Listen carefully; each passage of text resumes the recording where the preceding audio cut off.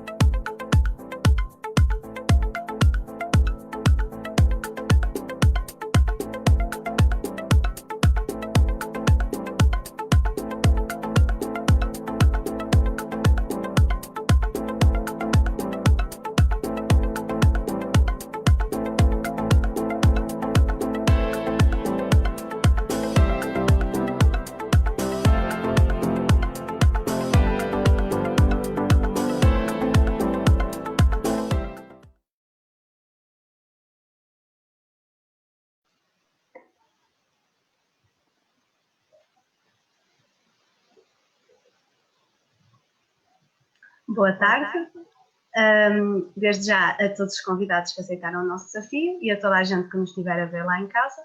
Eu sou Inês Antunes, sou a diretora do Departamento de Ensino e Ação Social da ANEF. E eu sou Mariana, colaboradora deste mesmo departamento. Desde já gostaríamos de agradecer a vossa presença nesta sessão e esperemos que gostem desta conversa, que tem um caráter informal e ainda assim é informativo. No final das questões que nós vos vamos pôr, teremos então preparadas um tempo para questões de casa e por isso podem colocar, toda a gente que estiver a ver, pode colocar essas questões no comentário do direto do Facebook. Connosco temos então o Frederico Carpinteiro, da Adaptec, o Luís Rita, da Cycle AI, o André Manso, da Nevar, o João Pedro Ribeiro, da PICMEC e a Joana Pinto, da Clinx. Todos eles engenheiros biomédicos e todas estas startups estão a dar cartas no mundo da engenharia biomédica. Antes de começarmos, gostaríamos então de convidar cada um dos representantes a fazer uma pequena introdução sobre a sua startup, de forma a dá-la a conhecer às pessoas que nos estão a ver. A ordem pode ser vocês que escolhem quem quer começar. Eu posso ir primeiro, sem problema. Portanto, começando com uma apresentação minha, meu nome é Luís Rita, estudei Engenharia Biomédica no técnico durante 5 anos, 2013 a 2018, e depois ingressei no mestrado em Investigação Biomédica, aqui no Imperial, onde estive envolvido em 2 projetos, um que continuei este ano para doutoramento, relacionado com a nutrição anticancro, e o segundo em segurança rodoviária, onde o objetivo era detectar as zonas de maior risco para utilizadores de bicicleta aqui em Londres. Mas, entretanto, eu e o Miguel conhecemos online, e ele contactou-me porque soube de um dos projetos meus do ano passado, exatamente este de segurança rodoviária relacionada com ciclistas, e começámos a Cycle AI, onde o nosso objetivo é dar o poder aos utilizadores de bicicleta para melhorarem a sua própria segurança. E a forma como fazemos isso é, temos 2 modelos de crowdsourcing no nosso website, onde recolhemos dados esses que utilizamos para treinar os nossos algoritmos, para que eles sejam capazes de, utilizando imagens Google Street View, detectar zonas de maior risco para ciclistas globalmente. Uma aplicação paralela a esta criação de mapas de segurança é exatamente a integração do nosso software em veículos de micromobilidade, por exemplo, trotinetes, bicicletas, onde o que estamos a tentar atingir é algo semelhante à condução autónoma, não completamente autónoma, porque é difícil atingir em veículos de 2 rodas, mas a melhorar a segurança destes veículos. Utiliza, por exemplo, fazendo determinados tipos de ações de acordo com o que está no envolver. Por exemplo, o carro está a aproximarem-se, despertar algum tipo de ação no veículo, seja emitir um som, seja emitir sinais luminosos. A maior parte dos acidentes são colisões entre estes veículos e pessoas, carros. Portanto, os nossos algoritmos permitem-nos detectar esse tipo de objetos e melhorar a segurança dos utilizadores. Começámos acima de tudo como um projeto de âmbito social, mas se o queremos tornar algo sustentável a longo prazo, vamos ter de encontrar, é importante encontrar os nossos primeiros clientes, e é exatamente esse o maior desafio com que nos deparamos neste momento, tanto nós a construir algo que nunca foi feito, portanto o mercado não é absolutamente claro como seria se nós estivéssemos apenas a desenvolver uma versão 2.0 ou 3.0 de um produto já existente. Ok, Luís, obrigada pela tua apresentação muito clara. André, gostarias de falar agora um bocadinho sobre a Nevar? Sim, faço uma breve apresentação. Nós na Nevaro começamos com a perspectiva de trazer uma quantificação para o mundo da saúde mental, que é atualmente muito dominado pela experiência empírica de psicólogos, psiquiatras, terapeutas, tudo mais, mas por vezes tem muito pouco de fundamento quantificável, quer na parte do diagnóstico, quer depois na parte de terapia e acompanhamento da evolução dos pacientes. Começamos por um leque mais restrito. Peço desculpa ao barulho de fundo que possam eventualmente ouvir. Começámos com um leque mais restrito de patologias e de fobias, em que tentávamos fazer o acompanhamento dos pacientes ao longo da sua recuperação e através de algumas estratégias de coping e de exposição às suas fobias.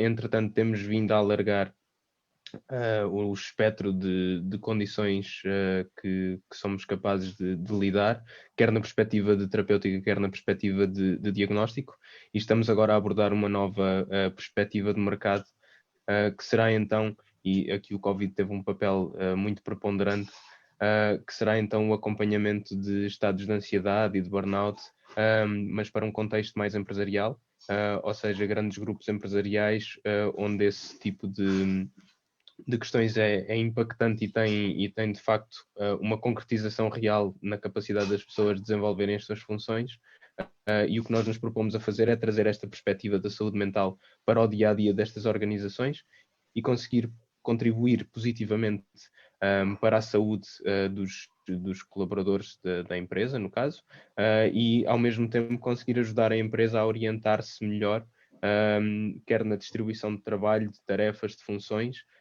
e na alocação de equipas, para que a empresa internamente seja mais eficiente e mais saudável. Ok, obrigada, André. Frederico, podias falar um bocadinho sobre a Adaptec? Sim, nós criámos a Adaptec na altura com o foco no desenvolvimento do que nós chamamos de tecnologias de adaptação, portanto, qualquer tipo de tecnologia que possa ajudar pessoas com limitações físicas a ter uma melhor qualidade de vida. Isto porque nós, durante o meu percurso académico e quando comecei a trabalhar nesta área, reparei que existia muita gente realmente focada em encontrar cura para determinados problemas ou soluções definitivas, e não havia muita gente a trabalhar para se calhar por vezes desenvolver pequenas tecnologias, fazer pequenos desenvolvimentos que possam realmente ter um impacto no imediato e na maneira como estas pessoas lidam com as limitações que enfrentam e podem ter uma melhor qualidade de vida no seu dia-a-dia. Nesse âmbito acabámos por começar por trabalhar com amputados do membro inferior, porque efetivamente identificámos que havia uma limitação enorme no processo de adaptação entre o encaixe de uma prótese e o membro residual, e que era algo um pouco estranho quando tivemos esse conhecimento, porque independentemente de toda a evolução que houve no mercado das próteses, com os joelhos com microprocessador, com os braços biónicos, com os tornozelos eletrónicos também, o método de fabrico do encaixe, que é a parte que vai ser responsável pelo controle da prótese e pelo conforto, continuava a ser bastante rudimentar e bastante subjetivo, e foi aí que então começámos a desenvolver o nosso primeiro produto, que é o Insight, e acabámos por perceber que existia muito mais neste mercado em que poderíamos ajudar, e então o nosso foco neste momento está muito dentro do mercado das próteses. Obrigada, Frederico. João, o que é que nos tens a dizer acerca do trabalho que a PicMed desenvolve? Sim, antes de mais, boa tarde a todos e obrigado pelo convite.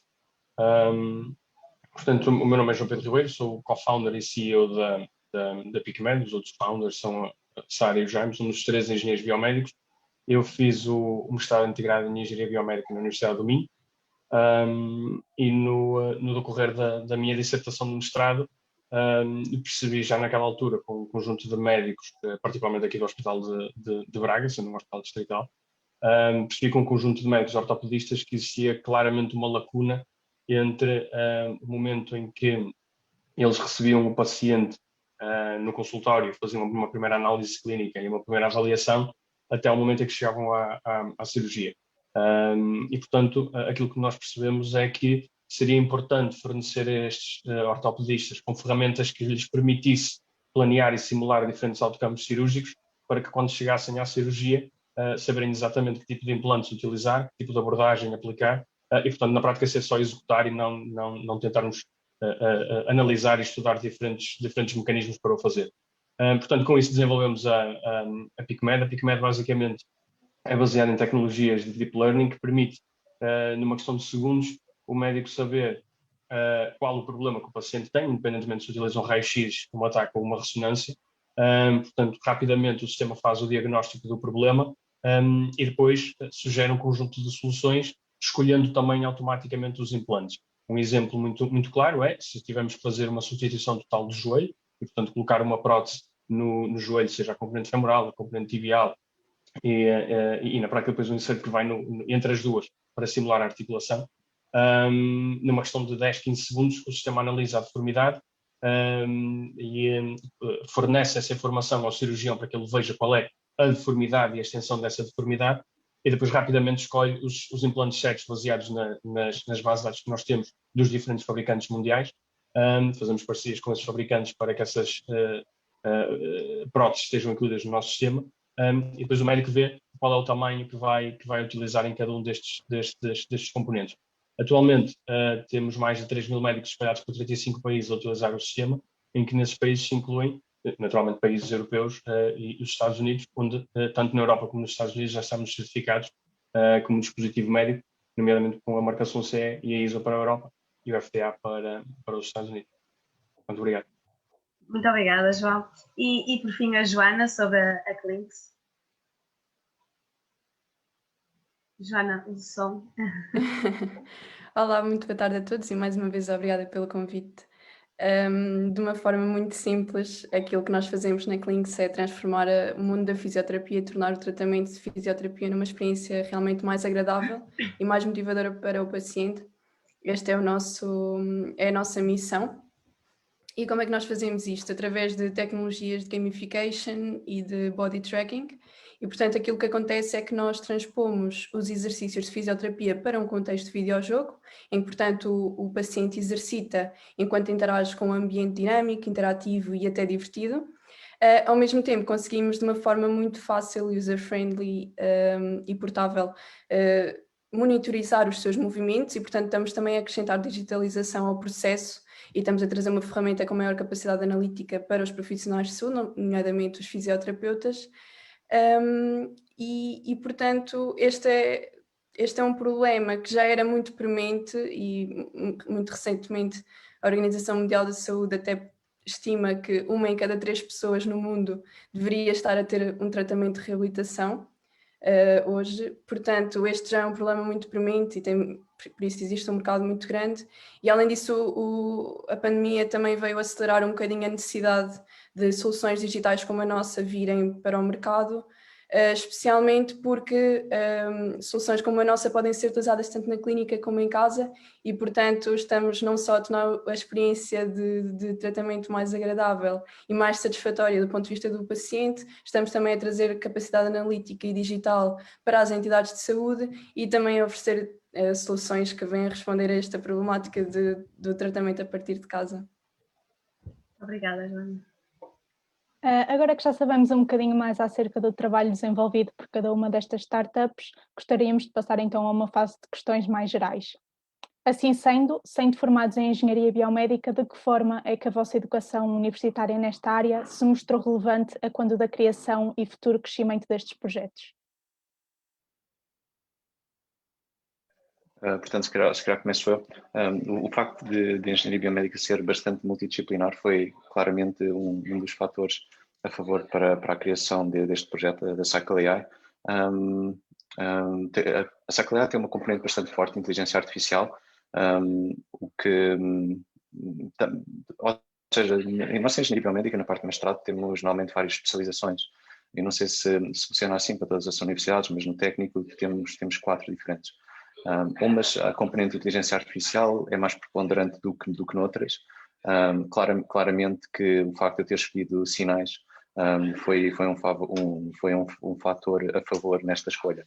Mas, por outro lado, a experiência de empreendedorismo que nos foi dado durante os 5 anos, não acredito que seja suficiente. Apesar que isto não é uma competência que se vai desenvolvendo com o tempo.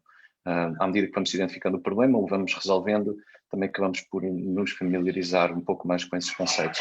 Mas teve bastante importância o mestrado em investigação que eu fiz aqui em Londres o ano passado também, porque isso foi exatamente, deu uma base de ciência de dados que eu precisava para conseguir desenvolver o projeto a par de Codrin, do Stamatis e do Gonçalo, que estão a trabalhar no projeto connosco. Deu-nos essa parte extremamente relevante. Mas eu acima de tudo diria a multidisciplinaridade e o facto de ter uma componente, dependendo da especialização que escolhemos, uma componente forte de inteligência artificial que no mundo de hoje tem uma aplicação em praticamente todas as áreas diferentes. Esta é Obrigada. Sim, acho que consigo adicionar um pouco aquilo que o Luís estava a dizer. No nosso caso, aquilo que nós sentimos, para além de ser um curso altamente multidisciplinar, e portanto existe aqui uma série de verticais que os alunos depois podem escolher. No nosso caso, e focando aqui um bocadinho mais na componente de desenvolvimento de software, acaba por ser o vertical que nós conhecemos melhor, aquilo que nós sentimos é que o engenheiro biomédico acaba por fazer a ponte entre a engenharia pura e dura, e portanto a linguagem que tipicamente os engenheiros percebem, e aquilo que depois os perfis mais clínicos ou mais médicos acabam por perceber também.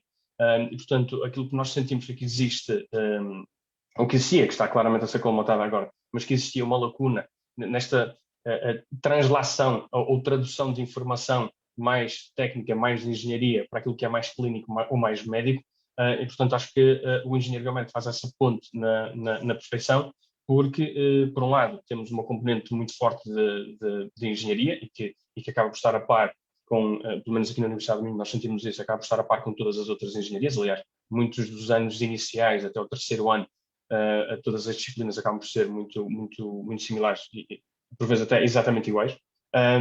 E por outro lado acabamos por ter lá esse conhecimento mais clínico, e portanto a linguagem dos clínicos nós também a conseguimos perceber.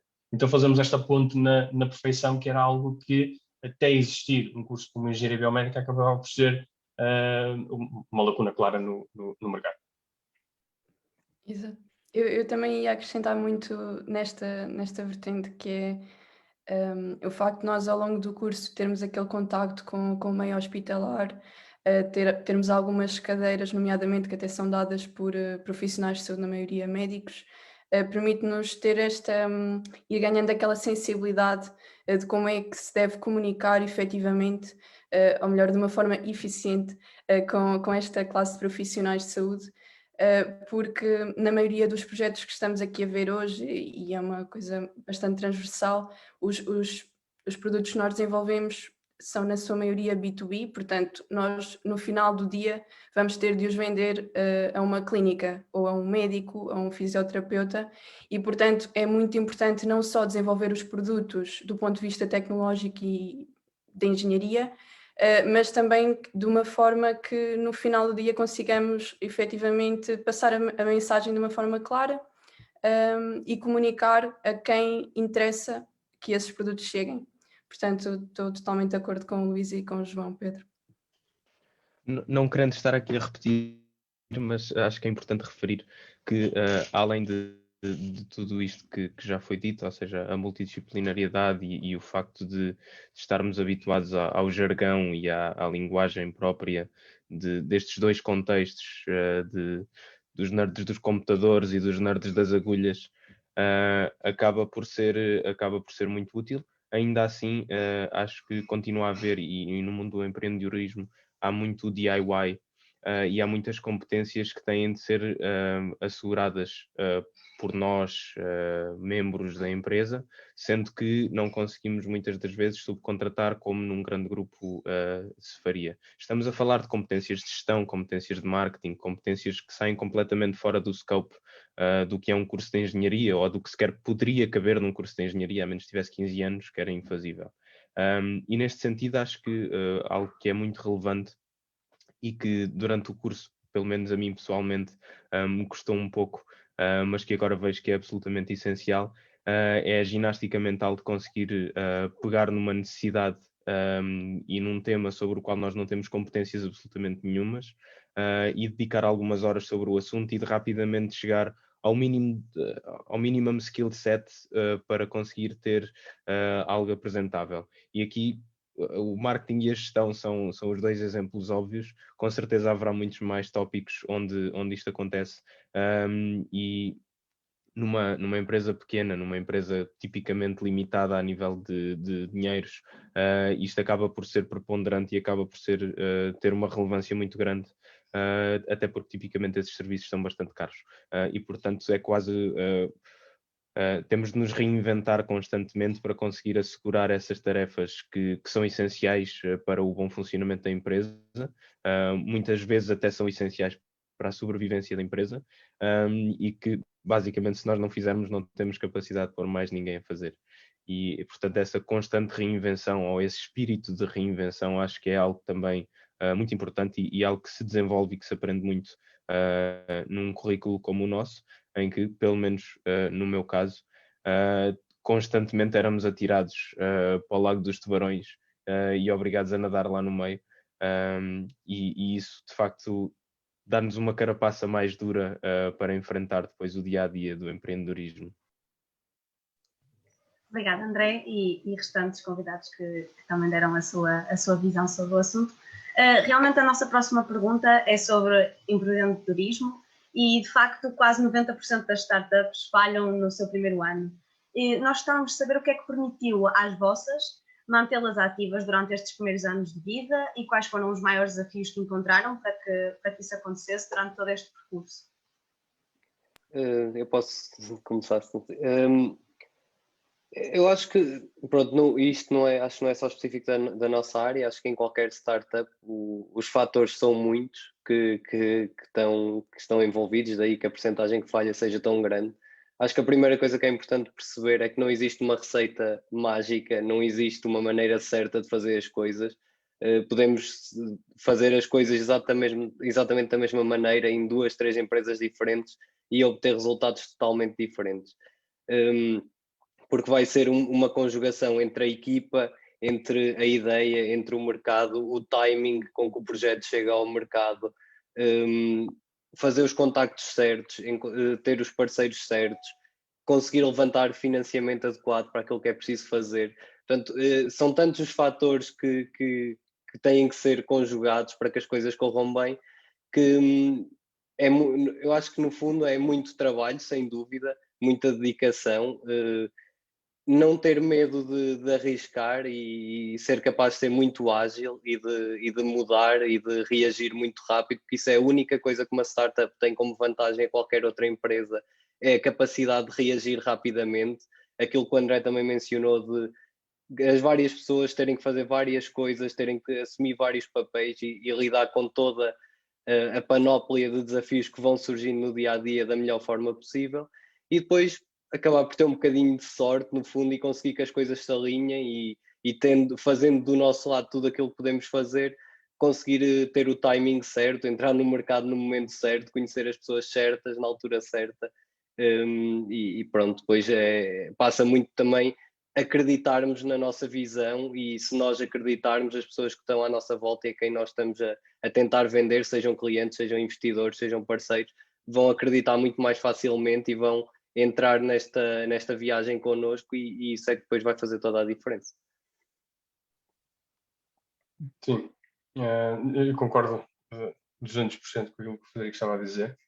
E se calhar acrescentava aqui duas características que acredito plenamente que sejam necessárias e fundamentais, que é a resiliência e uma pequena dose de loucura. A resiliência porque é a única coisa que acaba por garantir que nós seguimos sempre em frente com laser focus. E, portanto, é um caminho árduo, e, portanto, a única coisa que nós conseguimos garantir que conseguimos fornecer a 100% ao projeto tem que ser sempre a resiliência. A loucura, porque só quem é minimamente louco acaba por fazê-lo.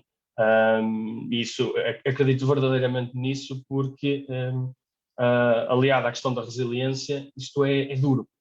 É criar uma empresa de raiz, particularmente aquela questão de base tecnológica, como as nossas aqui. Portanto, criar uma empresa de raiz, de base tecnológica, num mercado que é altamente competitivo, num país onde tipicamente não utilizamos tecnologia nacional e acabamos sempre por importar muito daquilo que vem de fora. Portanto, é necessário mesmo ser um pouco louco para achar que vai dar resultado. E é violento do ponto de vista físico, é violento do ponto de vista psicológico, de certeza absoluta que afeta muitas das vezes a componente familiar de cada um de nós, mas na prática é mesmo isso. E, portanto, é preciso uma pequena dose de loucura para acharmos que aquilo que nós estamos a fazer é o certo, aquilo que nós estamos a fazer vai melhorar o mundo de alguém, e nunca na prática o objetivo ser fazer dinheiro com isto. O objetivo tem de ser sempre resolver um problema e o dinheiro acaba por vir. E, portanto, acho que e digo isso muitas vezes à nossa equipa, que é resiliência e doses elevadas de loucura para garantir que o barco vai sempre em frente. E muitas das vezes, aliado a isso, e nós usamos muitas vezes a analogia do barco, porque tipicamente o barco de uma startup está sempre cheio de buracos, e, portanto, o nosso trabalho é garantir que a água não cobre na totalidade do barco. É garantir que temos baldes fundos o suficiente para tirar a água de dentro do barco. Portanto, isso é constante, isto é diário, e por isso é que eu acho as duas características, a resiliência e uma dose de loucura. Inês, no nosso caso a Cyclea tem 6 meses, portanto nós ainda não passámos esse checkpoint. Portanto, até lá tudo pode acontecer. Mas até agora é importante, resiliência sem dúvida, porque especialmente em mercados altamente competitivos temos de estar dispostos a trazer uma componente de inovação muito forte, muito mais do que aquilo que os outros estão a oferecer, e ser capazes de trabalhar arduamente nesse objetivo. Ter equipas multidisciplinares. Eu pela primeira vez apercebi-me que numa empresa ou numa startup altamente tecnológica, a parte de marketing, a parte de comunicação, a parte de estabelecer contactos não só com outras pessoas do meio relacionadas ou não, sejam ou não consumidores nossos, é extremamente importante. Uma parte tecnológica apenas por si não nos vai levar a lado nenhum. Existem empresas com bons produtos que podem não ter sucesso, precisamente porque não chegam aos consumidores, e outras com maus produtos que até podem ter bastante sucesso. Portanto, encontrar o equilíbrio entre estas duas componentes é muito importante. Mas outra coisa que o João estava a referir, neste momento ainda é bastante visto quem entra para este mundo do empreendedorismo como tendo essa dose de loucura. Mas eu acho que, eu compreendo o ponto de vista do João, mas eu acho que era importante esta visão alterar-se, no sentido em que eu acho que faz todo o sentido para nós que muitos dos nossos projetos até se calhar começaram nas nossas universidades como um projeto académico. Que sentido é que faz começarmos algo e muitas das vezes temos a possibilidade de escalar para o ambiente profissional e simplesmente deixamos os nossos projetos de lado, ou seja, depois de fazer a apresentação, digamos, a nossa tese de mestrado, doutoramento, ficamos por aí. Não há razão nenhuma para isso, ou seja, eu acho que se existirem mais incentivos, eu acho que pode existir esta mudança de paradigma em que todos podemos trazer algo de novo, ou seja, no caso dos projetos de mestrado, não temos necessariamente de fazer algo que nunca foi feito, pode ser apenas uma revisão de literatura, mas ao nível, pelo menos, do doutoramento, já implica que haja inovação subjacente. E existindo inovação subjacente, por si só já implica que, existindo compradores, existindo alguém que esteja disposto a comprar essa nova tecnologia, podemos perfeitamente tornar aquilo que foi o nosso projeto académico um projeto comercializável. Portanto, eu acho que acima de tudo temos as empresas aqui têm um papel importante em facilitar esta transição daquilo que são os projetos académicos que os alunos desenvolvem nas suas próprias universidades para o ambiente académico, para o ambiente profissional. E é importante, acho eu, deixar de dar a possibilidade e as ferramentas para que esta transição possa ser feita da melhor forma possível. Era este o ponto de vista que eu queria deixar. E eu, voltando aqui um bocadinho atrás à identificação das grandes problemáticas que de facto levam a essas taxas tão grandes de falência em startups. Portanto, já falámos aqui da escassez de recursos, muito característica nas startups na fase inicial e também na alta competitividade no mundo tecnológico. Eu acho que ainda há uma terceira problemática, pelo menos na nossa experiência, tem sido bastante recorrente no mundo da saúde, que tem a ver com, de facto, eu sinto que no mundo da saúde nós temos sempre de percorrer percorrer processos muito morosos com as entidades de saúde. Acho que isto provavelmente é um problema com quem os restantes também se vão identificar.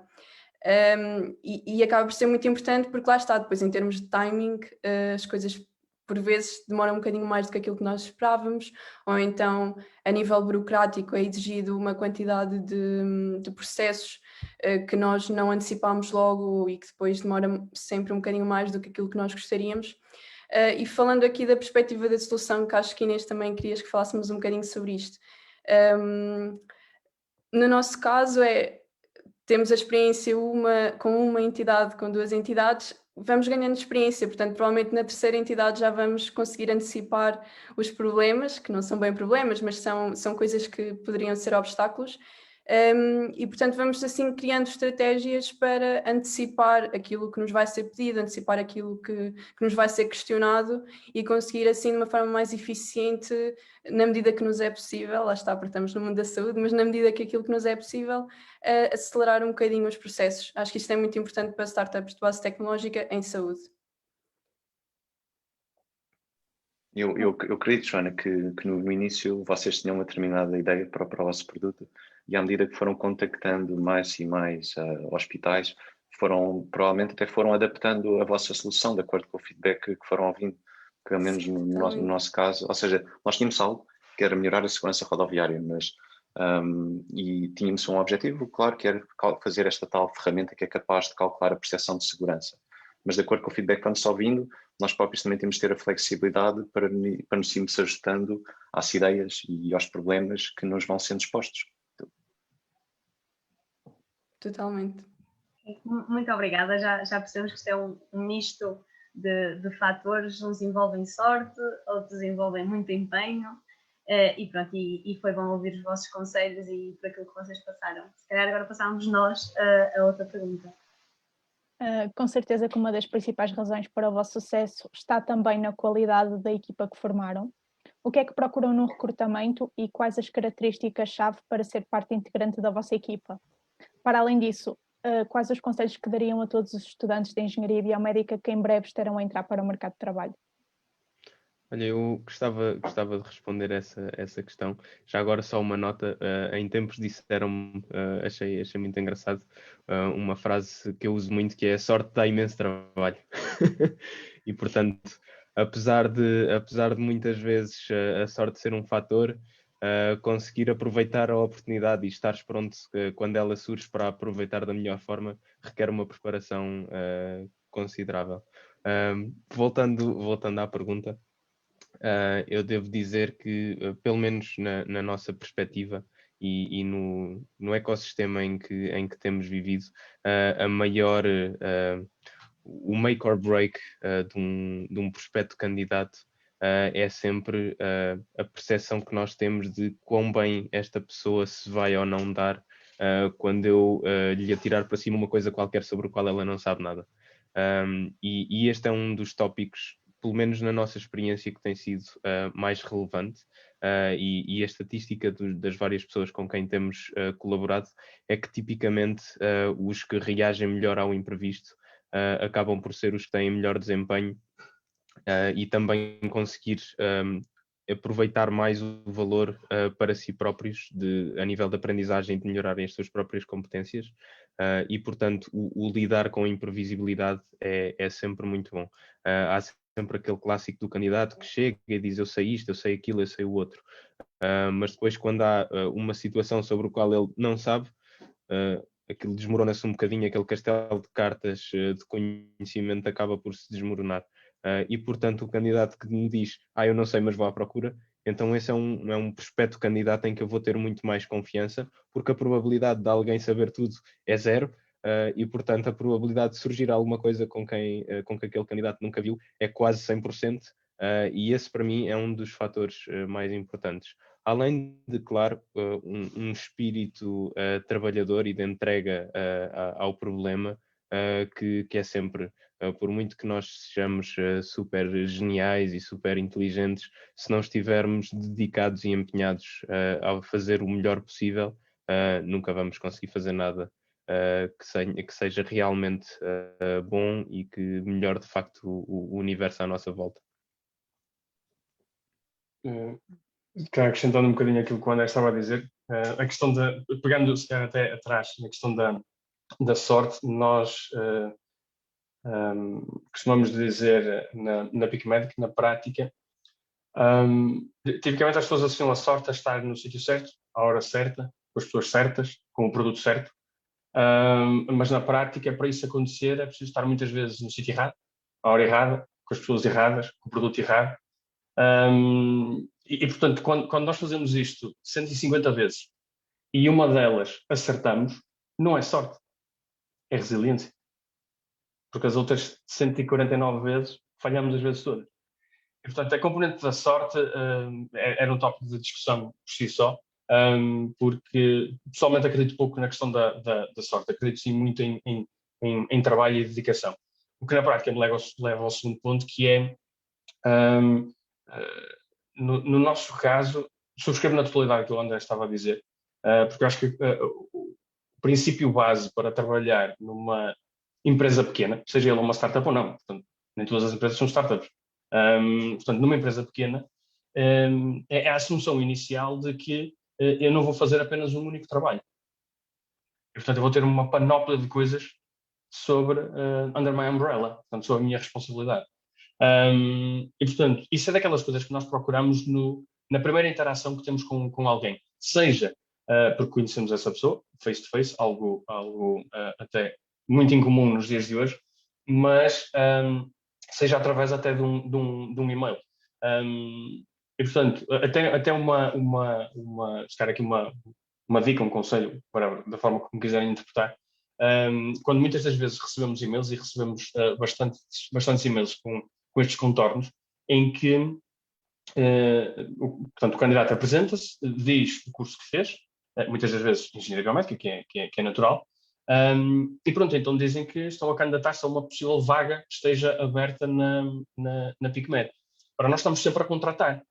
Eu acho que a premissa tem que ser ao contrário, que é o candidato, quando se apresenta, tem que dizer, ou deveria dizer, eu aquilo que sei fazer é isto, eu sei que a PicMed faz isto, e portanto eu acho que encaixo aqui.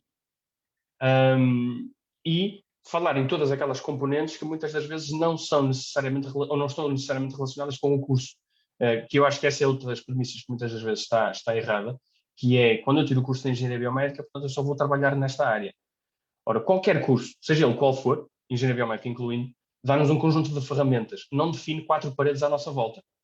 Portanto, dá-nos um conjunto de ferramentas para nós trabalharmos numa determinada área. Não define aquilo que nós vamos fazer dali para a frente. Portanto, nós temos malta na nossa equipa que fez Engenharia Biomédica, que está a trabalhar com coisas diretamente relacionadas com a Engenharia Biomédica, e outras que não. Da mesma forma que temos malta de cursos completamente distintos, mas nós neste momento temos uma fisioterapeuta que é a nossa quality tester. E é uma fisioterapeuta. E, portanto, é excelente a fazer aquilo. E portanto, eu acho que essa premissa de quando tiramos um curso, aquilo na prática define aquilo que vamos fazer para a frente, é errado. Dá-nos um conjunto de ferramentas e que naturalmente à partida, se fizermos o curso, é aquilo que nós gostamos de fazer.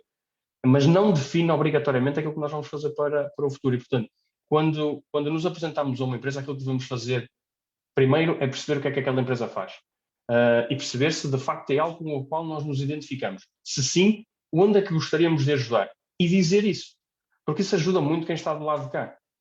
Perceber exatamente aquilo que aquele candidato poderá ajudar. Porque ele pode dar uma panóplia de possibilidades, nós chegamos à conclusão, não encaixa em nenhuma destas, mas provavelmente encaixa a fazer aquilo.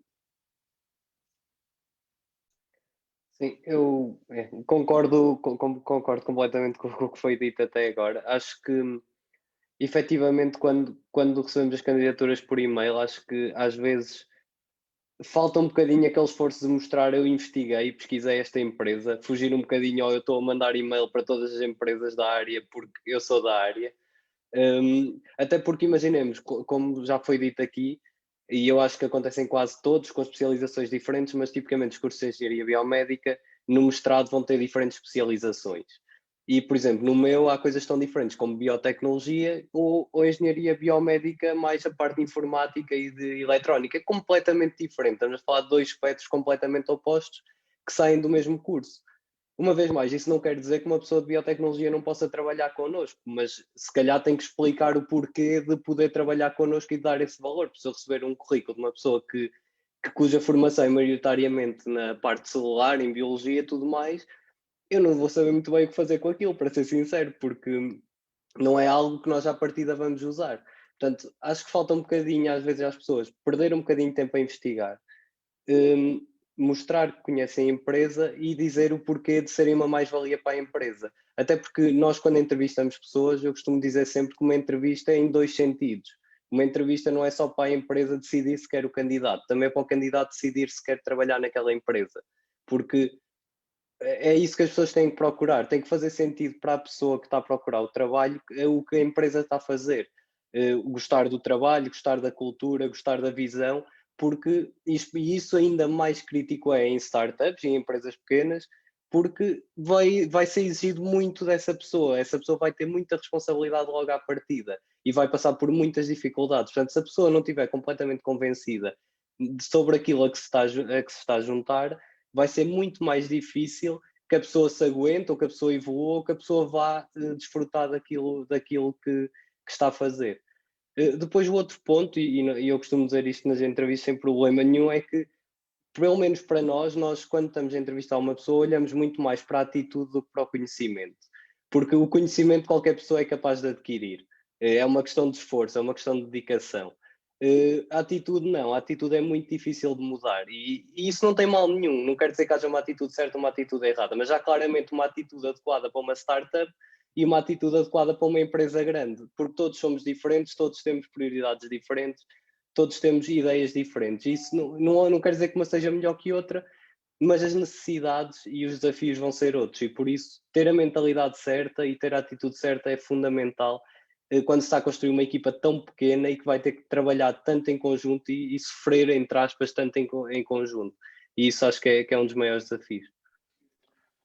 Ter uma equipa multidisciplinar, como eu já tinha dito antes, é importante, e simultaneamente uma equipa competente para dar conta do problema. Portanto, se o problema estiver bem identificado e tendo uma equipa que é capaz de perceber o problema e de trabalhar na solução, é meio caminho andado para o processo, diria eu. Mas nós, no Cycle ainda estamos num momento em que ainda não temos consumidores, ainda não estamos a vender o nosso produto. Portanto, estamos a trabalhar nisto quase o tempo inteiro, mas não estamos a receber absolutamente nada em troca. E no início, ao contrário de um projeto académico, podemos ter objetivos a longo prazo, podemos trabalhar 6 meses, 1 ano, 3 anos, se for um caso de um doutoramento, ou 4 ou 5. Podemos trabalhar neste projeto durante um tempo muito longo, sem ter produtos intermédios. O que eu quero dizer é que no ambiente de startup, numa fase inicial, é importante que os primeiros resultados cheguem rápido, porque não só é uma forma de motivar as pessoas que estão dentro da própria startup, como também é uma forma que nos vamos centrando aos poucos no mercado. E esta é uma das partes mais complicadas que eu vejo, que é exatamente uma equipa de 5 pessoas, como somos neste momento, muitas das vezes separadas geograficamente a milhares de quilómetros de distância, 4 países diferentes na Europa, em alguma das vezes, assegurar que estamos alinhados, que mantemos os nossos objetivos bem alinhados com aquilo que é a Cycle AI, mas ao mesmo tempo que todos estamos motivados a colaborar com esse objetivo em comum. Acredito que este sim este primeiros meses, primeiro ano, é o filtro que acaba por separar quem está a trabalhar com isto com motivação própria ou quem está a trabalhar num determinado projeto com apenas em mente o ganhar dinheiro com o mesmo. Acredito que seja uma das principais razões pelas quais 90% das startups falham. É importante ter uma equipa com alguma variabilidade também, especialmente se a solução for para ser implementada em mais do que um país, internacionalmente. É importante que o produto que seja adaptado. No nosso contexto, é claro, ou seja, o panorama das cidades em Portugal não é exatamente o panorama de outras cidades nos Estados Unidos ou, por exemplo, aqui no Reino Unido. Portanto, as estruturas que existem nas cidades, apesar de serem comuns, por exemplo, a presença de ciclovias, a presença de outros tipos de infraestruturas, ser comum, elas têm formas ligeiramente diferentes e, portanto, englobar todos esses aspectos é importante para a solução final. Portanto, equipas, também elas que sejam representativas, não só ao nível de género, que neste momento é um problema que nós temos. Nós somos, que eu vejo que este painel está bastante mais exemplar nesse sentido. É um dos fatores que nós temos a melhorar na Cycle AI. Ao nível etário, também acredito que vai ser algo importante a fazer-se. O nosso objetivo, a nossa visão neste caso foi, nós temos todos mais ou menos nas mesmas faixas etárias. Aquilo que nós pensámos foi, somos 4, 5 pessoas que habitualmente já passamos algum tempo juntas. Portanto, o que é que será que fará mais sentido ter pessoas a trabalhar neste projeto? Alguém com quem nós naturalmente no dia-a-dia não contactamos e o que vai trazer algumas dificuldades de comunicação, ou termos na equipa pessoas com quem de uma forma ou de outra já estaríamos presentes no dia-a-dia e com as quais já comunicamos regularmente. Portanto, nesta fase inicial pareceu-nos importante ir por esta opção, juntar pessoas com quem nós numa situação normal já estaríamos juntos e, portanto, acabaram por se criar sinergias em que simultaneamente partilhamos espaço e tempo com estas pessoas e conseguimos desenvolver e discutir um pouco as ideias relacionadas com a Cycle AI. Mas é algo que vamos ter porque alguém com 24, 25, 26 anos não tem a mesma experiência, especialmente ao nível de outros competidores que possam existir no mercado e que será importante para incorporar no produto. Aquilo que nós procuramos na Cycle AI, no processo de recrutamento, é exatamente aquilo que foi referido pelo Frederico. Mais do que conhecimento, acima de tudo é a atitude. Ou seja, é importante ter boas ideias, especialmente numa fase inicial, mas se a equipa for complementar, ou seja, um lidará com aquilo que o outro tem menos, o outro terá, um tem menos, o outro terá mais, portanto, que acabará por existir complementaridade entre cada um dos elementos e, portanto, ninguém tem de ser o elemento perfeito na equipa. E, portanto, sim, é que seja alguém que trabalha ativamente para a coesão da equipa, especialmente quando estamos geograficamente separados em países diferentes. É importante que existam elementos agregadores. Portanto, essa é uma das partes importantes. Alguém que incorporar na equipa pessoas que com responsabilidade, no sentido em que não vão trabalhar no nosso projeto durante 1 ou 2 semanas e depois na seguinte, do nada, simplesmente desaparecem, porque nós ainda temos a trabalhar um pouco nesta base, ou seja, nós não temos contactos pré-estabelecidos, as coisas ainda estão numa fase relativamente inicial. Portanto, aqui poder contar com a palavra do outro tem uma importância tão fundamental, especialmente numa fase inicial, que mais ainda do que terá numa fase mais à frente. Mas atitude, acima de tudo, atitude. Muito obrigada. Acho que vos posso agradecer, não só pessoalmente como finalista, que em breve entrarei para o mercado de trabalho, mas também para todos os estudantes, porque lá está, nós temos muito este conhecimento teórico do curso e às vezes falta-nos o conhecimento mais fino e humano e vão esperar de nós numa entrevista. O Luís tinha falado de outras cidades, do estrangeiro, e se calhar, pegando um bocadinho nesta onda, passávamos para as perguntas específicas. E no caso da Adaptec, nós sabemos que tem a sede no Reino Unido e que já conseguiu a entrada no mercado dos Estados Unidos e do Canadá, sendo que o Insight já foi aprovado pela FDA. e gostávamos de saber e perceber um bocadinho como é que se dá este salto de Portugal para o estrangeiro e o que é que deve ser feito quando se procura esta entrada nos mercados estrangeiros. Pronto, é uma pergunta, é uma pergunta um bocadinho complicada para tentar responder aqui sem demorar muito tempo, mas uma das maiores dificuldades, e como foi aqui mencionado, especialmente quando estamos a trabalhar na indústria médica, seja com dispositivos médicos, como será o caso de algumas das pessoas aqui, é o nível regulatório que é preciso tratar. Portanto, e esse nível regulatório é diferente em todos os mercados. Daí que nos Estados Unidos há a FDA, aqui na Europa é a marcação CE, e depois existe uma série de outras limitações. Os processos são complicados, vão depender um bocadinho da complexidade do dispositivo médico. O que eu acho que é extremamente importante e que foi fundamental no nosso caso, e lá está aí um bocadinho mais daquilo que veio também do meu curso e que me ajudou a lidar com isso, porque efetivamente tive algum contacto e alguma formação nessa área, da parte regulatória e dos requisitos e tudo mais. Durante o próprio processo de desenvolvimento, é importante ter esses requisitos em consideração, porque eles vão afetar muito a maneira como o produto é implementado, seja por questões de segurança, seja por questões de classificação. Às vezes pequenos pormenores podem fazer a diferença entre ser um dispositivo classe 1 ou classe 2, e a complexidade de chegar ao mercado é totalmente diferente. Nós tivemos esse cuidado, efetivamente, e o nosso dispositivo é um dispositivo classe 1, portanto, dentro dos dispositivos médicos acaba por ter o caminho mais simples, e pronto, fizemos esse caminho para conseguir a marcação CE numa primeira fase. Nós acabamos por ir para o Reino Unido porque tivemos uma oportunidade de ir lá apresentar para uns investidores, gostaram de nós, tivemos a oportunidade de levantar investimento no Reino Unido e foi assim que surgiu a nossa primeira saída para o estrangeiro a nível da Adaptec. Não foi na altura que estávamos à procura, mas tipicamente costuma-se dizer que devemos levantar dinheiro quando existe a possibilidade e não quando precisamos dele, porque quando precisamos dele já é tarde demais muitas vezes.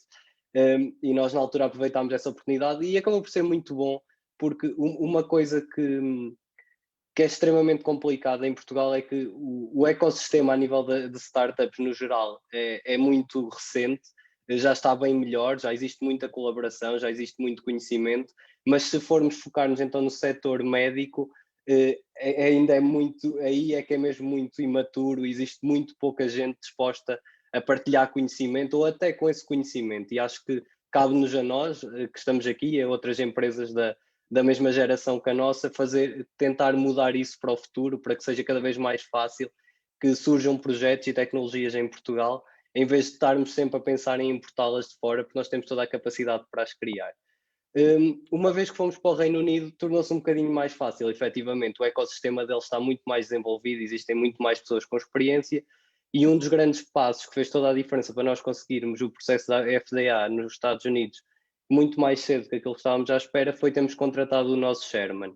Portanto, que era uma pessoa que tem mais de 30 anos de experiência no mercado, com muitos anos de experiência especificamente no mercado das próteses onde nós estamos a operar, e que sempre fez startups. Portanto, estamos a falar de uma pessoa cuja toda a experiência foi criar empresas, levá-las do zero até vários milhões de vendas, e um processo que nós achávamos que ia ser extremamente demorado, que nos ia custar muito dinheiro, afinal existia uma via alternativa, e o facto de termos conseguido ter esses conselhos e esse conhecimento acelerou o processo bastante. Portanto, eu acho que uma das coisas fundamentais, e pegando aqui um bocadinho em alguns tópicos que foi falado anteriormente, é isto mais especificamente para os fundadores das startups ou para as pessoas que estão no dia-a-dia a gerir, é não ter medo de fazer contactos e não ter medo de fazer perguntas, ir à procura das pessoas que sabem em vez de tentarmos descobrir só por nós, porque há muitas coisas que já temos de descobrir só por nós e isso demora muito mais tempo. Não quer dizer que não sejamos capazes, mas se existe essa experiência, se existe esse conhecimento,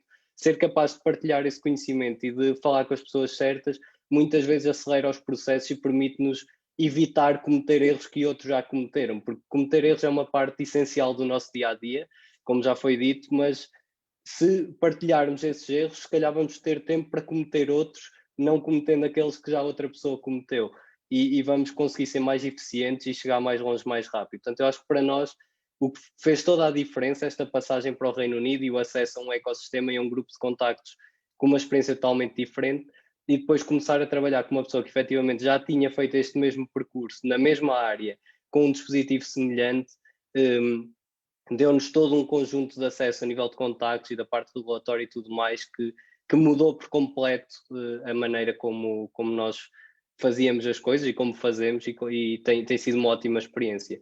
Mas acho que isso é um dos maiores conceitos que eu posso deixar a quem tiver ideias de projetos, é não ter medo de procurar pessoas. Há muita gente disposta a ajudar, não ter medo de perguntar, porque o não é garantido, portanto tudo o que venha a partir daí é uma vitória e é uma vantagem. Portanto, acho que isso é essencial. Obrigada. Gostavas de nos focar agora um bocadinho na PicMed. Em 2019, a PicMed foi eleita a melhor startup naquele que é o maior evento de empresas tecnológicas na Europa, o Startup Olé, cuja edição contou com mais de 60 empresas a concurso. João, será que sentiste algum impacto com a participação e o primeiro lugar neste evento, e o que é que esse impacto trouxe à tua startup? Sentiste uma maior visibilidade por parte da comunidade de interesse e por parte da comunidade de engenharia biomédica em geral? Sim, diria que sim. Portanto, assim, então, meio em tom de brincadeira, ter uma empresa portuguesa a ganhar um prémio em Espanha, nós sentimos um bocado o CR7. E, portanto, aquilo para nós foi muito interessante, ser ali quase o Cristiano Ronaldo das startups ali no meio de tantos... muitas das empresas eram espanholas, naturalmente, as que estavam na fase final. Também havia de outros países, mas essencialmente eram empresas espanholas. Portanto, foi interessante, foi até o validar uma vez mais daquilo que nós estávamos a fazer numa competição que, passando a plenário, era altamente competitiva, com empresas em que algumas delas estavam num stage bastante mais avançado que o nosso à data. Havia empresas que já tinham quase uma dezena de anos de existência, com volumes de faturação até acima. E, portanto, para nós foi principalmente aqui o validar uma vez mais aquilo que estávamos a fazer. Depois, claramente, foi a questão da visibilidade. Isso acho que é inegável. Desde então, mesmo até do ponto de vista comercial, acabou por dar aqui um elan bastante interessante, porque eles próprios depois também fizeram bastante divulgação, e muitas dessas empresas acabaram também por ver essa comunicação, particularmente no LinkedIn. E mesmo até do ponto de vista de rede com potenciais investidores, para quando estivéssemos a levantar uma ronda de investimento, também foi altamente positivo, uma vez que eles estavam lá, foram acompanhando também o processo, e portanto diria que o principal outcome daquele prémio foi claramente a visibilidade que aquilo deu à PicMed, precisamente por ser uma competição muito competitiva, e principalmente pelo facto de ter sido claramente fora do país, com condicionantes diferentes muitas das vezes. E, portanto, aqui foi uma mais-valia, principalmente do ponto de vista da visibilidade para mercados financeiros, portanto, para os investidores, ou até para de uma componente mais comercial. Muito obrigada, João. Queríamos falar um bocadinho também nesta situação pandémica que vivemos atualmente. Vários locais tiveram que sofrer reestruturações, desde o comércio até à educação e, claro, passando pelas vossas startups. No caso da Nevaro, estas novas condicionantes não vos obrigaram a parar, mas sim a adaptarem-se e levaram-vos a reinventar a vossa plataforma, que estava a ser utilizada no Hospital da Luz para a aquisição de sinais fisiológicos, criando-se assim a Nevaro for Covid, que também foi determinante na transição da Nevaro da universidade para o mercado de trabalho. André, será que nos podes falar um bocadinho desta adaptação da Nevaro, quais foram os obstáculos e como é que conseguiram este novo normal? Na verdade foi de facto devido ao Covid que se precipitou toda a criação da Nevaro como uma entidade formal, apesar de nós já termos começado a trabalhar há bastante mais tempo na construção de um objetivo mais longínquo. De facto, o Covid veio precipitar aqui uma data de coisas que nos levou a tomar a ação mais cedo. Nós estávamos a trabalhar num protótipo no Hospital da Luz, como disseste, que exigia uma presença física, quer nossa, quer dos utilizadores, durante um período de tempo alongado.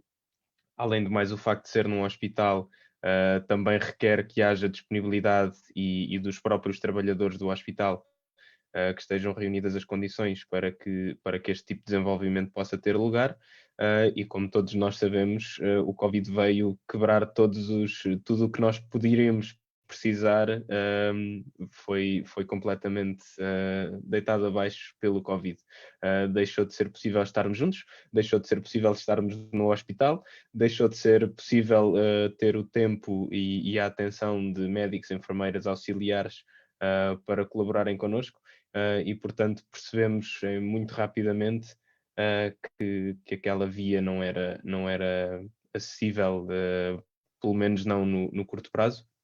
E como o Luís estava a dizer há um pouco, e muito acertadamente, eu acho que a maior diferença entre o meio académico e o meio empresarial é a necessidade de sobrevivência, sendo que num meio mais académico nós temos essa sobrevivência muito mais garantida, na maior parte dos casos, e portanto podemos trabalhar num long-term goal com muito mais facilidade e chegar ao fim com algo já muito mais, com uma qualidade muito maior e uma complexidade muito maior. No caso de uma empresa, e muito mais de uma empresa que não tem almofadas para se amparar, como é o caso da maior parte das startups tecnológicas, a grande dificuldade vem de garantir a subsistência ao mesmo tempo que trabalhamos para este objetivo mais longínquo. E nós na Nevaro, apesar de termos um objetivo longínquo muito bem definido, tivemos de mudar muito rapidamente para garantir que conseguíamos continuar a sobreviver e que conseguíamos garantir a sobrevivência deste objetivo que temos. E surgiu então o Nevaro for Covid, que era na prática um symptom tracker para ser utilizado em diversos contextos, hospitalares, de lares, até de alguns estudos onde colaboramos com a Gulbenkian sobre o Covid. E isto permitiu-nos, por um lado, precipitou a criação da Nevaro como uma entidade fiscal, formal, de todas as burocracias associadas, mas ao mesmo tempo alavancou o nosso estado de espírito, por assim dizer, nesta procura da sobrevivência para conseguirmos garantir que conseguimos continuar a trabalhar no que acreditamos que de facto vai ter um impacto real na prática clínica, mas ao mesmo tempo participando ou começando por produtos que talvez sejam subótimos, mas que já são produtos, já existe interesse, já acrescentam valor, apesar de ser menos do que aquele que gostaríamos de aportar, já conseguimos trazer ao nosso cliente e prospecto cliente esse valor, e portanto esse foi um grande shift na nossa mentalidade e mais uma vez a versatilidade e a reinvenção aqui a serem preponderantes como acredito que são no dia a dia de qualquer startup. O número de checkpoints, André, que temos de cumprir, não só também para facilitar a coesão da equipa, porque se não vamos mostrando resultados num curto espaço de tempo, as pessoas começam-se a perguntar, será que daqui vai sair algo mais? Será que vale a pena continuar a investir o nosso tempo nisto? Mas depois também para os investidores, porque é impossível construir um produto perfeito desde o primeiro dia. Mas se nós mostrarmos que temos algo a funcionar logo desde numa fase relativamente precoce, mas mostrar-lhes também, conseguir passar a ideia dos próximos passos que temos planeado e porque que o passo seguinte vai melhorar a qualidade relativamente ao que foi feito inicialmente, vamos criando uma confiança que depois, quando chegar à altura de realmente precisamos de investimento e temos um protótipo preparado para ser utilizado em ambiente real, em contexto real, então aí já construímos uma confiança com os investidores, com consumidores, que acabará por ser útil e... Sem dúvida, sem dúvida. Obrigada, André e Luís. Joana, dirigi agora uma pergunta para ti. Tal como já aqui foi falado e tal como já referiste em entrevistas anteriores, nomeadamente à ANEB, é de facto importante manter um contacto próximo com os stakeholders adequados. Será que nos podes falar um bocadinho sobre a rede de contactos que a Clinx tem vindo a construir ao longo deste percurso? Sim, pronto, de facto, acho que irmos mantendo sempre um contacto muito ativo com uma rede que se vai construir desde o dia zero é extremamente importante. E esta rede inclui não só os stakeholders, mas lá está, outras entidades, como já foi aqui um bocadinho explorado hoje, outras entidades, outras pessoas que nos vão acrescentar muito a nível de experiência, a nível de partilha de conhecimento, a nível de... Hoje surge-nos uma questão num problema que nós nunca nos tínhamos deparado antes, seja a nível legal, seja a nível burocrático, e se calhar se tivermos uma ou duas pessoas com esse expertise, lá está na tal rede de contactos da nossa empresa, é muito mais simples para depois conseguirmos dar respostas eficientes, mais fundamentadas e que nos ajudam a chegar mais rapidamente onde nós queremos chegar. Portanto, eu diria que sim, que essa rede de contactos desde uma fase muito inicial é muito importante que contenha pessoas que poderemos considerar como mentores, pessoas que nos dão mentoria, que nos dão formação. Não é necessário que seja de uma forma muito oficial ou rígida, mas pessoas com quem nós sabemos que de vez em quando podemos ter uma conversa interessante sobre um tópico qualquer que surgiu, uma pessoa que conhece a indústria, que conhece o setor, ou então que tem muita experiência em fundar negócios, que tem experiência a lidar com clientes. Pronto, há uma panóplia muito grande de áreas que nós vamos ter com as quais nós vamos ter de nos deparar neste percurso constante e por isso é muito importante ter essa rede que nos vai ajudar a desenvencilhar ao longo que esses desafios aparecem. Portanto, eu diria que o primeiro grande grupo de pessoas nesta rede de contactos tem de ser, então, pessoas com quem nós podemos conversar, com quem podemos aprender tópicos específicos, assim de uma forma abrangente serão uma rede de mentoria. Depois, muito no caso específico da Clint, obviamente os nossos stakeholders são as clínicas, os hospitais, os fisioterapeutas e os pacientes. Numa fase futura, provavelmente também teremos de perceber aqui como é que encaixam as seguradoras. Mas, portanto, nós tentamos também ter um contacto muito próximo com a comunidade de fisioterapia, neste momento a nível nacional, para lá está, irmos aprendendo, irmos iterando, irmos percebendo como é que as nossas soluções estão a ser recebidas e como é que poderiam ser ainda melhor recebidas. E da parte do paciente, lá está, embora não seja o nosso cliente, é muito importante também percebermos o feedback que nos chega do utilizador final, que é o paciente. Depois, a nível estratégico, ainda incluímos aqui uma última entidade na nossa rede de contactos com quem tentamos desenvolver atividades, que são mais recentemente as entidades académicas, entidades com quem, que não são nossos clientes, não é? Mas com quem nós vamos desenvolvendo algum trabalho e que no futuro nos vão ajudar a credibilizar ainda mais os nossos produtos, estabelecê-los no mercado nacional e futuramente internacional e que nos vão ajudar então a lançar de uma forma mais credibilizada, ou melhor, estabelecer de uma forma mais reconhecida a nível científico e não só comercial. Muito obrigada, Joana. Luís, comparando com as outras startups que nós temos aqui presentes, podemos ver uma relação um bocadinho mais direta com a saúde. No teu caso, não é sempre muito direta a relação entre o ciclismo e a engenharia biomédica, e gostávamos de perceber como é que surgiu esta junção improvável para a tua tese de mestrado e se tens algum próximo passo para a Cycle AI de expandir para outros veículos, por exemplo, apontando zonas mais perigosas ou de maior índice de acidente no caso de motas, ou se estás mesmo focado nos ciclistas e na sua segurança?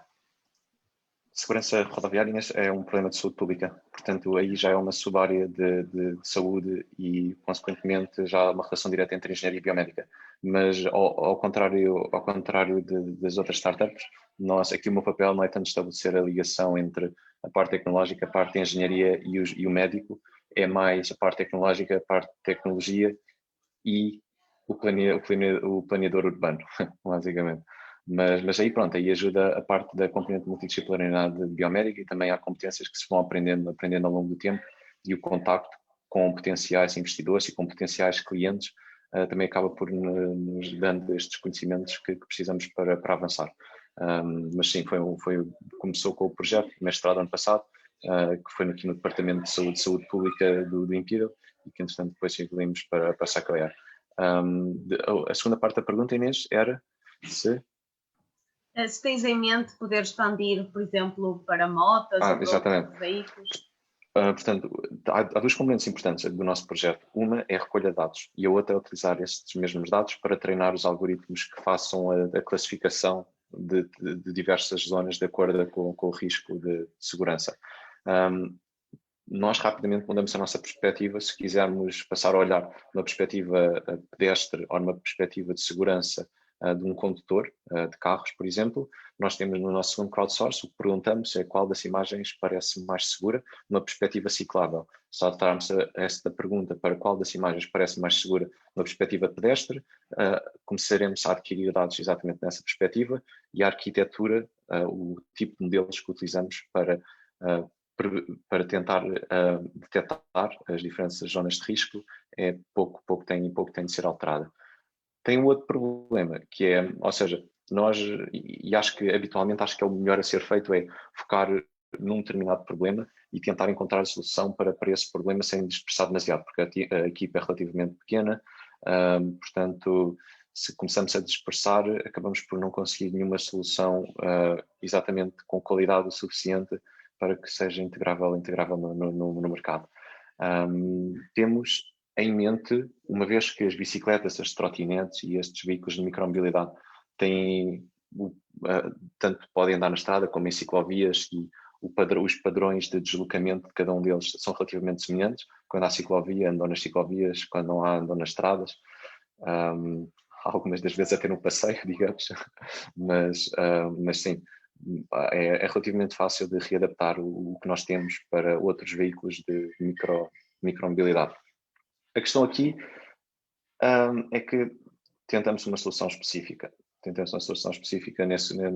No contexto de Velocities, porque também é o que dá significado à nossa equipa. Eu ainda não referi esta parte, mas nós somos dois cofundadores. O Miguel teve um acidente relativamente grave a andar de bicicleta. Relativamente, acho que é uma forma bastante otimista de o dizer. Portanto, de certa forma, é importante estarmos a tentar resolver um problema que existe, que é globalmente reconhecido, não só por pelas Nações Unidas, como outras instituições com bastante reconhecimento, porque ao estarmos a estimular o ciclismo, ao andar de bicicleta, por um lado estamos a melhorar as condições em termos de aquecimento global pela redução dos gases com efeito de estufa, mas simultaneamente estamos a contribuir para a melhoria da saúde das pessoas, porque acaba por ser exercício físico que estamos a estimular.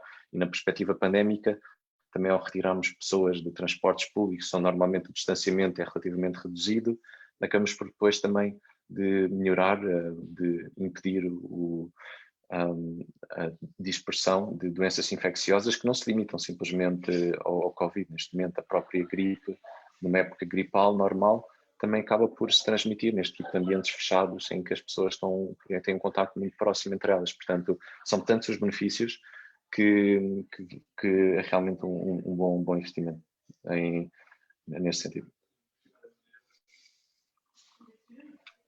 Muito obrigada a todos. Será que agora podiam responder assim de forma mais sintética a 2 ou 3 perguntas das pessoas que nos acompanham lá em casa? Se não houver problema. Não há problema, Mariana, tudo bem. Obrigada. Iríamos então começar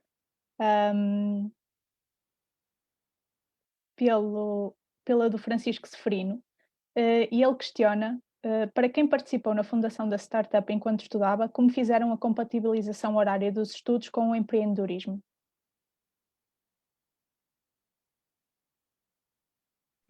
Bem, no meu caso, eu comecei o projeto com 3 colegas também do técnico, na Junitec. Para quem aqui do técnico provavelmente conhece, a Junior é a empresa do técnico. E nós começámos a desenvolver o projeto e, obviamente, tínhamos de compatibilizar com as nossas responsabilidades académicas nos respectivos cursos. Eu aqui, lá está, como já foi dito algumas vezes noutros contextos, acho que a resposta é a mesma. Não existe uma fórmula mágica,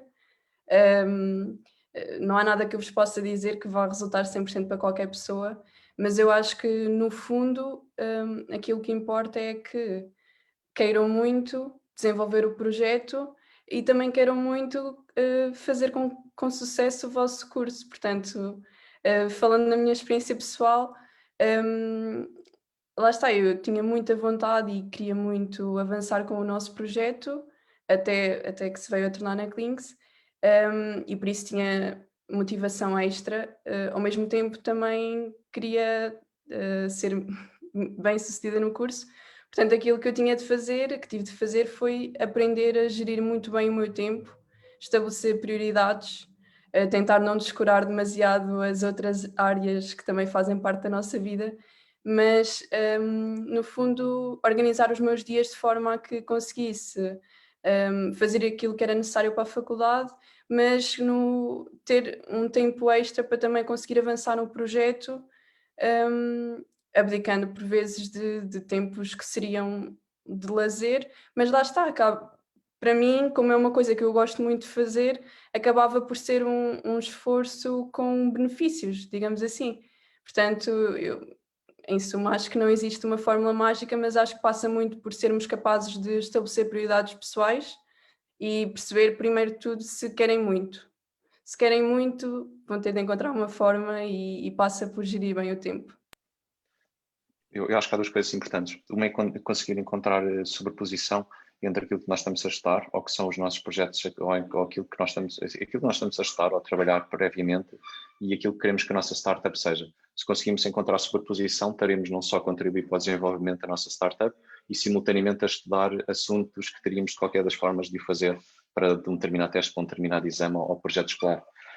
Depois, a segunda parte, e aqui eu referi sumariamente no início, que era tentar nos juntar a pessoas com quem nós habitualmente já partilhamos, já com quem estamos habitualmente, porque acaba por facilitar imenso a comunicação. Portanto, estas são as minhas duas perspectivas sintéticas que eu queria deixar. Muito obrigada aos dois. Se calhar uma última pergunta antes de finalizarmos esta conversa. A Lua Nunes questionou: para as empresas que desenvolvem a sua tecnologia com AI, como explicam aos outros profissionais, com uma formação de base não tecnológica, por exemplo, gestores ou médicos, os resultados dos algoritmos usados, comprovando assim a validade da vossa proposta de valor? Eu acho que posso ajudar aí um bocadinho. Eu acho que a premissa que está menos correta na frase é a componente da tecnologia. O que interessa aqui, quando nós estamos a apresentar o produto, é a mais-valia do produto, o que é que o produto vai resolver. A forma como o fazemos, o meio que utilizamos para atingir esse fim, acaba por ser mais ou menos irrelevante. E, portanto, nós, quando vamos apresentar, no nosso caso a PicMed, seja um hospital, um gestor do hospital, seja o grupo de ortopedistas do hospital, seja um gestor de uma empresa com a qual vamos fazer uma parceria, o que nós pretendemos apresentar é o que é que com a PicMed eles conseguem fazer. Que problemas é que a PicMed permite resolver. A forma como a tecnologia, ou como utilizamos a tecnologia, os resultados da tecnologia, acabam por ser mais ou menos irrelevantes aqui. E aqui irrelevantes, por onde. Portanto, a ideia aqui é sempre explicar que, com o produto que nós temos, resolvemos um conjunto de problemas. O que é que vai ser possível fazer com o nosso produto. Mas, naturalmente, dependendo de pesquisa, muitas vezes é possível discutir e apresentar a tecnologia em si, explicar a tecnologia. Mas na prática, AI e algoritmos que são treinados e Deep Learning Technologies, and all of that, isso na prática são meios para atingir um determinado fim. Nós podemos fazer exatamente a mesma coisa com o tipo de tecnologias. Quando utilizamos estas, podemos utilizar outras. E, portanto, eu acho que a premissa aqui que é fundamental é percebermos exatamente a mensagem que queremos passar. E aquilo que o Luís há pouco estava a dizer da componente de marketing, acho que é fundamental aqui, que é precisamente explicar o que é que nós atingimos com aquele produto, o que é que conseguimos ajudar com aquele produto.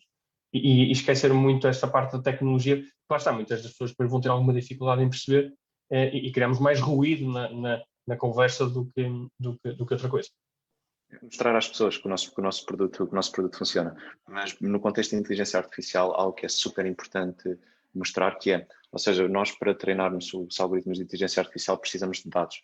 Mas uma forma importante de mostrar às pessoas, de uma forma não falaciosa, de que o nosso produto funciona, é exatamente treinar o nosso produto com dados e depois testá-lo com dados que são completamente diferentes. Porque o que muitas das vezes acontece falaciosamente é utilizamos um determinado tipo de dados para treinar a nossa ferramenta e depois utilizamos o mesmo tipo de dados para mostrar que ela funciona. Não funciona. Portanto, o que temos de garantir é, para provar que ele funciona, treinamos com um determinado tipo de dados e depois com um conjunto diferente para exatamente validar a nossa solução. Mas é isso, ou seja, desde que é um pouco, sim, exatamente, desde que a solução funcione, nós não estamos interessados a utilizarmos as nossas tecnologias diariamente, os nossos telemóveis, os nossos computadores, não estamos exatamente interessados em saber a estrutura que está por trás deles. Eles acabam por cumprir a função para aquilo que foram criados e é exatamente essa a perspectiva que tem de ser mantida mesmo para uma ferramenta de inteligência artificial que não tem uma componente tátil, como tem estes produtos, mas que o contexto acredito que seja assim. Muito obrigada. Damos assim por terminada esta sessão. Gostaríamos de agradecer mais uma vez em nome da ANEB a vossa disponibilidade e generosidade na partilha das vossas experiências. Desejamos-vos os maiores sucessos a nível profissional e pessoal e agradecemos também a todos os espectadores em casa, desejando saúde e motivação nesta altura que é tão desafiante para todos nós. Obrigada a todos e votos de continuação de um bom fim de semana. Obrigada. Obrigado. Muito obrigado. Bom fim de semana. Obrigado. Obrigado. Boa tarde. Bom fim de semana. Obrigada.